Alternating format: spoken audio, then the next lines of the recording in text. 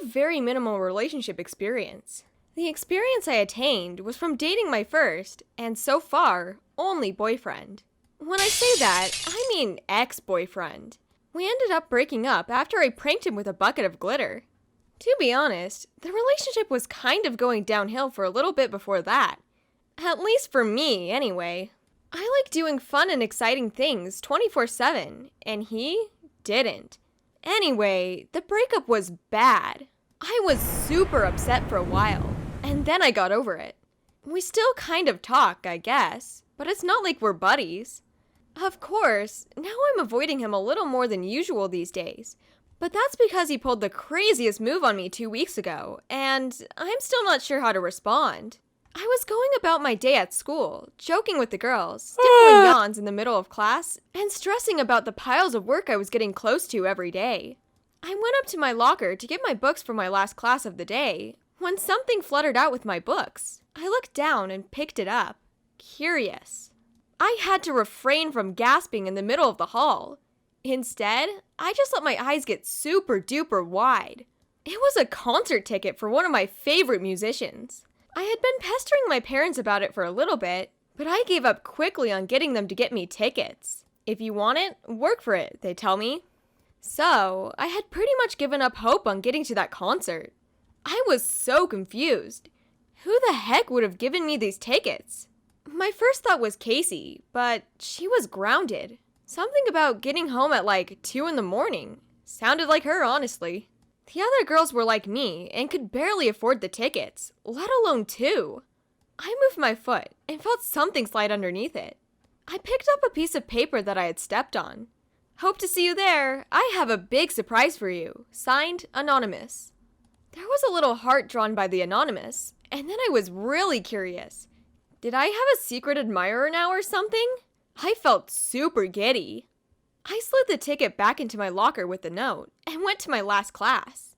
After school, I told my friends about it. Of course, they were all adamant on the idea that I go. If I had a secret admirer, there was no way I could pass up seeing them at a concert for my favorite artist. I decided they were right. Angie decided to help me out by saying I was meeting up with her at the concert. There was no way my parents would agree to let me go out to a concert to see a random stranger that bought me tickets. But they wouldn't question anything if I said I was going with Angie. The concert day came around soon enough, and I was super agitated the whole day. It was a Saturday, and I was doing everything to keep myself busy. I decided to just hang out with my friends at Angie's. I admitted I was feeling nervous to them, but they insisted everything was probably going to turn out great. I ended up deciding to go, and as I walked into where the concert was being held, and they took my ticket, I was more anxious than ever. My ticket wasn't fake, so I had that going for me at least. But I still had no idea who this person was. I sat in the seat my ticket had on it. It was actually pretty close to the stage. I was impressed. As time drew on, I was starting to think this admirer of mine wouldn't show up. Someone sat in the seat next to me. It was Michael. My breath hitched. "You're serious," I breathed. He was grinning at me, and he nodded his head. I just stared at him in shock. I think I took too long to say anything, because he stopped smiling. "I was hoping that maybe this could be our peace offering," he said. Though, it came out more like a question than a statement. "Like, you want to be friends?" I asked him. He shook his head. "I want us to get back together." Well, that was a bomb I really wasn't expecting. I was trying to think of something to respond with, but the lights were starting to dim all around us. "I'll give until the end of the concert." I knew what he meant without asking.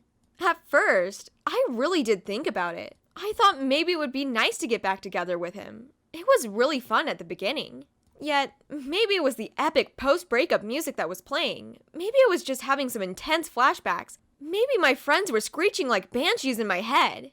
It was probably all three if I'm being honest, but I just couldn't see myself being happy in a relationship with him. As Casey said to me after we broke up, who dumped someone over a bucket of glitter?